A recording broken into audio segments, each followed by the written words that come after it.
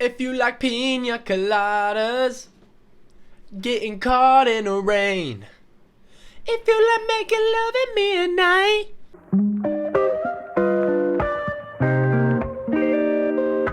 What's going on, everybody? Welcome to Cullen's Music Corner. I'm Cullen the Great. Today we're going to be doing another one of them Cullen's classics. And what a song do I have for you today? It's going to be one of those songs that literally everybody in this world knows. It's called Escape. Better known as the Pina Colada song. If you like pina coladas. Woo! That's right. We're going to be talking about Escape, the Pina Colada song by Mr. Rupert Holmes.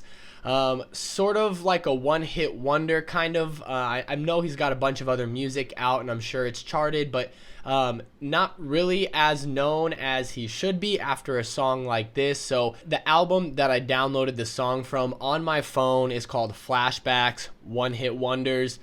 So he's kind of like a one-hit wonder. But either way, what a song to have a one-hit wonder with. Something that has been in like hundreds and hundreds. All right, maybe not that much, but something that's been in a lot of movies, TV shows, podcasts. I mean, there's been remixes, covers, live versions, all sorts of different things have come from this one song. Just a couple movies, for example, some major blockbusters. You have Shrek, you have Grown Ups, you have Guardians of the Galaxy, Deadpool 2. It even appeared in It's Always Sunny in Philadelphia. Just major movies, TV shows, publications, stuff like that the song popped up in. So it's one of those, it's kind of a funny song, to be honest with you. It is not at all what I think a majority of people think it is. Everybody that just knows it from the chorus, if you like pina coladas, you'd kind of assume that it's an upbeat, happy song. It's talking about vacationing somewhere, drinking a pina colada with the love of your life. And when I first heard it, that's kind of what I thought it was too. But then you actually listen to the lyrics, you dive a little bit deeper, and it's kind of a messed up song, to be honest with you. I'm like, who thinks of this stuff? Basically, for those of you that haven't heard the song, it's about this couple. This man is bored in his relationship, so he decides to open up the paper and go to the 1970s version of Tinder, the personal ad section. And he's looking up and down, and he finds this message from a woman talking about, if you like pina coladas, blah, blah, blah, blah, come escape with me. It kind of breaks into the first chorus right there, and then he goes into the second verse and just kind of talks about him writing back to this person in the personal ads, basically sliding through the DMs in today's terms. And then it breaks into a second chorus again. And then the last verse of the song is actually him going to meet up with this person that he found in the personal ads. He got a match on Tinder. They're down, so he's meeting up with them. Come to find out, it was his wife. What? That's right. The whole time he was writing a personal ad to try and escape with a different woman, he was actually writing and talking to his wife.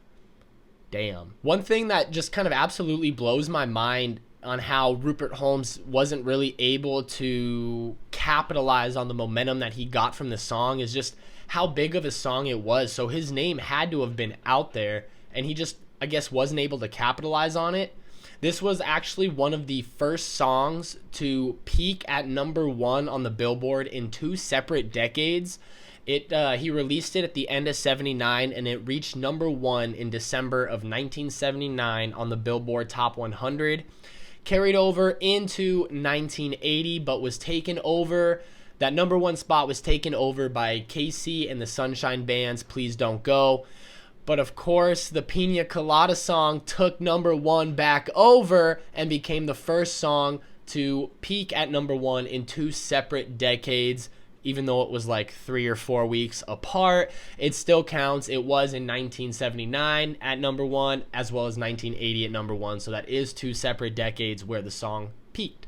Hats off to you, Mr. Rupert. Don't know how you weren't able to kind of come back from that one. That's a pretty big milestone there, buddy. So couple like interesting facts about this song is when he was writing music for his 1979 album. Gosh, I'm drawing a blank on it right now. But when he was recording this album, he actually had a song that it was like dummy lyrics is what he described it as. He was just kind of messing around, laying vocals over a track just to kind of get a feel for the instruments, kind of get a feel for the rhythm and the tempo of the song, really. And so he laid down these dummy tracks for the song. And what's actually really funny is the song was never supposed to be If You Like Pina Coladas and Getting Caught in the Rain. It was actually originally written as If You Like Humphrey Bogart and Getting Caught in the Rain. Now, I know that sounds absolutely ridiculous because if you like Humphrey Bogart and getting caught in the... It doesn't go. It just doesn't work. So you're thinking, how the hell does that even make sense? I'm wondering that with you too, but Mr. Rupert Holmes said when he was going to record the song, he had made so many references to Bogart and early cinema in his earlier albums that he kind of wanted to shy away from it. He wanted to do something different with this album, and he thought the song is kind of all about vacationing in a sense, kind of running away to a nicer area, vacation. And when you go to a beach, you're not going to order a beer. You're not going to order a Budweiser or a water. That's just lame. You're going to get a pina colada, a Mai Tai, something tropical, and a coconut, and a pineapple, something that tastes good. And that was his mind frame when he was kind of sitting there at the mic thinking. He's like, the song needs something that's going to give it that overall feel of we're running away. And he sat there and he thought, if you like pina coladas and getting caught in the rain. And at first he was going to do If You Like Pina Coladas to match the tempo, to match the rhythm of the original Humphrey Bogart lyric. And it just didn't sound good. He couldn't get it down when he was recording. So that's when he dropped that second A after Pina and just got it to the track that we have now. If You Like Pina Coladas and Getting Caught in the Rain. Probably one of the most iconic lyrics like ever. I mean, I'm pretty sure if you played that, like 99% of people around are going to be like, oh yeah, I know that song.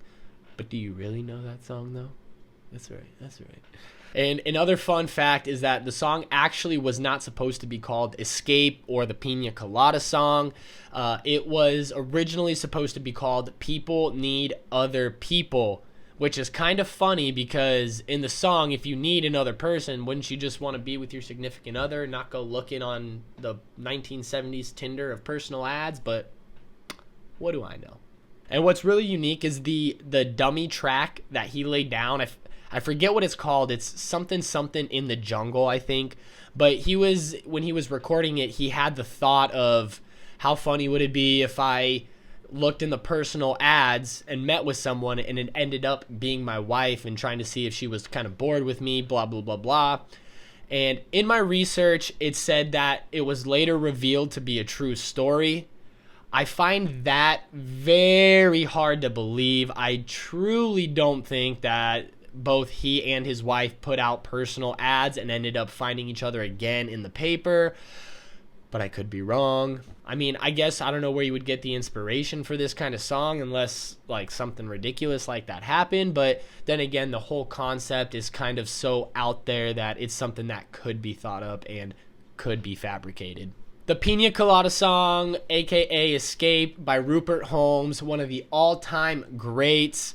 And there's really nothing else to say about it. It is an all-time classic. I really wish there would have been more music like this from Mr. Rupert Holmes. Maybe there is, and I just haven't heard it and haven't listened to it, and it hasn't hit the mainstream audience yet, if ever. That just about does it for me here at Cullen's Music Corner. Thank you guys so much for stopping by and checking out my videos. I really appreciate it. If you like these Cullen's classic videos, go ahead, let me know down in the comments section below. I really enjoy doing research on these songs and kind of giving you guys more of an insight into the song and kind of how it was created, what the artists were thinking about at that time, etc. So if you have any suggestions, tips, tricks, comments, concerns, go ahead, let me know down in the comments section below. While you're at it, you might as well hit that like button, hit that subscribe button, follow me on all my social medias. You can find me on Instagram and Twitter under @CullenTheGreat_. You can find me on Facebook under Cullen the Great, and of course me and all my dope ass music under Cullen the Great on your favorite streaming service. Thank you guys so much for stopping by, and until next time, peace.